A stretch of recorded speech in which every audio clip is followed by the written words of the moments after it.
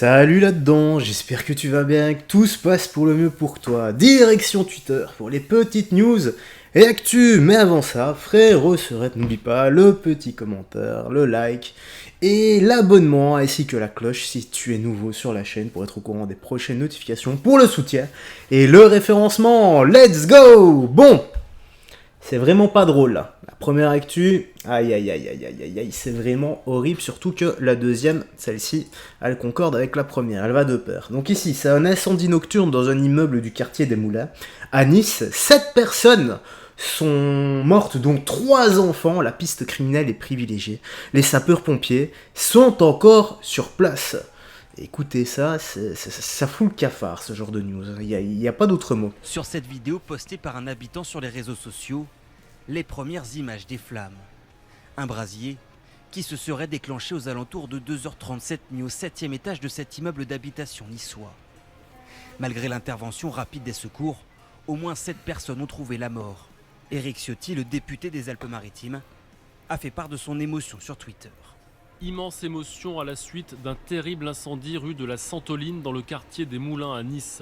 Malgré la courageuse intervention des policiers et des sapeurs-pompiers, 7 personnes, dont un enfant, sont décédées et une personne en urgence absolue, et 3 autres ont été intoxiquées. L'incendie s'est déclaré dans un bâtiment du quartier populaire des Moulins à Nice, à quelques kilomètres de l'aéroport. Les pompiers sont encore sur place. Sur cette vidéo... Surtout que c'est d'une extrême atrocité mourir brûlé comme ça. Maintenant, en général, tu ne meurs pas brûlé. Tu meurs des émanations de la fumée. En fait, tu meurs intoxiqué. J'espère sincèrement que toutes les victimes ont été... C'est horrible de le dire comme ça, mais j'espère que toutes les victimes ne sont pas mortes brûlées, qu'elles n'ont pas souffert, mais qu'elles sont décédées, intoxiquées dans leur sommeil comme ça, elles n'ont absolument rien senti. Je l'espère sincèrement, parce que je n'ose même pas imaginer la douleur. Alors ici, donc là c'est pareil, ça va de pair avec ce qu'on vient de voir ici, sauf que là, on a 3 hommes cagoulés qui ont été aperçus. Et là, il y a quelqu'un qui... Oh, le témoignage horrible, je viens de perdre toute ma famille. Le témoignage d'un survivant. Bon, les gars, je m'excuse déjà, mais c'est pas de ma faute, du son de la vidéo qui est extrêmement bas. Je sais vraiment pas mettre plus fort. Il faudra lire les sous-titres, tout simplement. Par moment, ça va aller fort, la voix off va aller très fort. Et quand les témoins vont parler, eh bien, ça va être très très très très bas. Écoutez. Il m'a dit c'est maman qui nous a réveillés, il a crié, il y a feu. Finalement, nous on est sortis, mais il n'y avait pas une issue de sortir. On était arrivés au balcon avec 4 personnes, papa et notre grand-père. 2 personnes se sont défenestrées, une n'a pas survécu et l'autre a été transportée à l'hôpital en urgence absolue. Et c'est là où la maman a fait l'erreur le plus grave, elle l'a retourné à l'intérieur. Donc c'est une famille comorienne qui se sont installées ici en 2013, il me semble comme ça, sans histoire. Donc le père s'est investi dans le quartier. La mère, que mon épouse la connaît très très bien parce qu'elle participe beaucoup dans les activités culturelles. Le procureur Damien Martinelli a affirmé que la piste criminelle était à ce stade envisagée. Bah ouais, s'il y a eu 3 personnes qui étaient cagoulées, les gars, c'est un meurtre. Je vois pas comment on pourrait appeler ça autrement qu'un homicide volontaire. Quand tu fous le feu, c'est pas volontaire. Personnes cagoulées qui rentrent dans cet immeuble. Je ne sais pas encore quelle famille était visée, même s'il semblerait que ce soit celle du 2e étage, mais je prends tout ça avec prudence. Des experts scientifiques du laboratoire de Marseille vont venir pour faire des analyses de la scène de crime. Espérons qu'il y ait des caméras de surveillance, malheureusement. Les personnes étaient cagoulées. Quand les personnes sont cagoulées, on sait même pas les retrouver. De toute façon, même avec leur visage, quand on a leur identité, parfois ces personnes-là n'ont rien du tout et ressortent directement comme ça en pleine nature, car la justice ne fait absolument pas son boulot. Certains sont même jugés irresponsables de leurs actes, alors que, elles butent des gens. Ces personnes-là butent des gens, quoi. Je ne comprends pas la justice européenne. Son regard est tellement triste. L'essentiel, c'est qu'on fait barrage.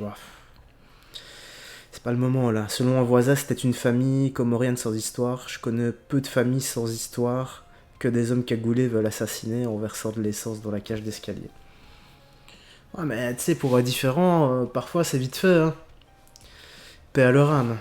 Alors ici, petite actu, donc, une dame qui dit « J'ai été victime de racisme par une contrôleuse de la SNCF. Je suis choquée. » Écoutons-la. Je suis obligée de faire une vidéo carrément, je suis choquée. Je suis choquée. C'est pas, vous voyez, j'ai pris le train pour arriver à Marseille. Et en fait, moi, de base, j'ai un abonnement que je paye tout le temps. Et c'est pas, j'avais pas validé mon ticket, enfin, ma carte, je l'ai pas validée parce que, en fait, le truc à Cannes, il marchait pas. Bref, j'arrive pas à parler, je suis désolée. Bref, il marchait pas. Et en gros, la contrôleuse, elle vient et elle me dit, votre ticket de transport. Je lui donne mon ticket et elle me dit, vous l'avez pas validé. Je lui explique comme quoi ça marchait pas à Cannes, vous voyez. Et là, elle me dit quoi? Elle me dit, bon, bah, amende. Je dis, mais madame, c'est pas la première fois que ça m'arrive, ça marchait pas, etc. Elle me dit amende. C'est pas, elle me met une amende, mais c'est même pas 5 € qu'elle me met d'amende. C'est 55 €. 55 €. Et c'est pas tout, parce que juste après, il y avait exactement la même situation avec un... Bah, ce qu'il faut faire, mademoiselle, moi je propose que vous contactiez la SNCF dans un premier temps, que vous expliquiez votre cas, et que vous désigniez la machine qui ne fonctionne pas. Et je suis certain que ce que vous dites est vrai, et comme c'est vrai, eh bien, votre amende sera annulée, c'est obligatoire. Si vous prouvez que la machine ne fonctionne pas, ils sont obligés de l'annuler, vu que c'est pas de votre faute. Voilà, c'est comme ça. Un blanc, une personne blanche, je tiens à préciser que c'est une personne blanche. Allez, je mets en arrière, parce que là, on arrive à la carte, les gars. On arrive à la carte. J'ai entendu blanc, donc on arrive à la carte. Même situation avec un blanc, une personne blanche, je tiens à préciser que c'est une personne blanche, parce qu'on va me dire oui, tu cries au racisme pour rien.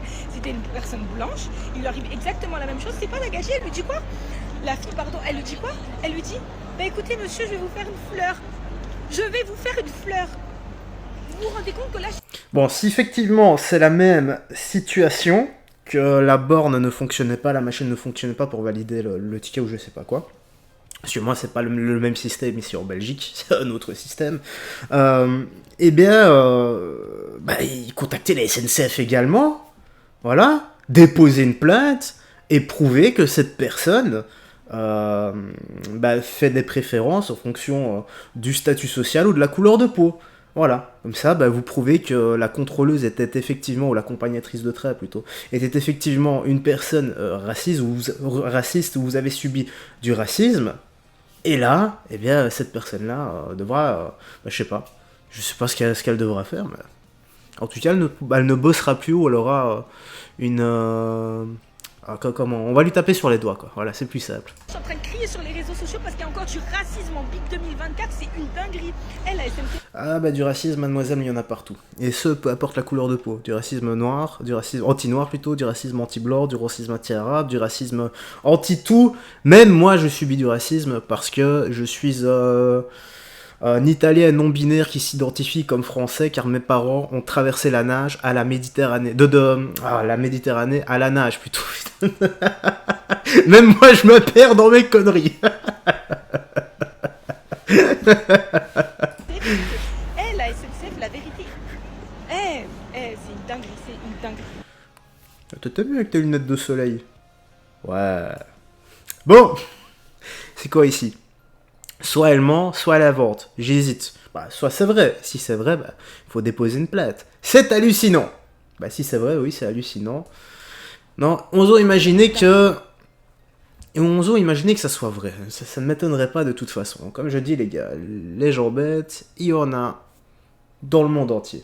Peu importe où, peu importe la couleur de peau, peu importe le statut social ou l'origine. Ici, devenu de plus en plus agressif, les forces... Attendez. Ah, voilà, c'était plutôt là. Dans le 18e arrondissement, un homme a obstrué l'accès à un bus en plaçant une poubelle devant celui-ci, puis a tenté de monter à bord sans titre de transport. Ah bah ouais, bref. Voilà. Ici, on a le titre de transport qui ne fonctionne pas, et ici, le gars, voilà, il se cache même pas, quoi.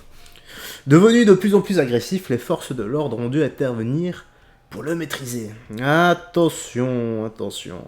Mais pourquoi? C'est vrai que ça va gêner le bus tout ça. Merci madame.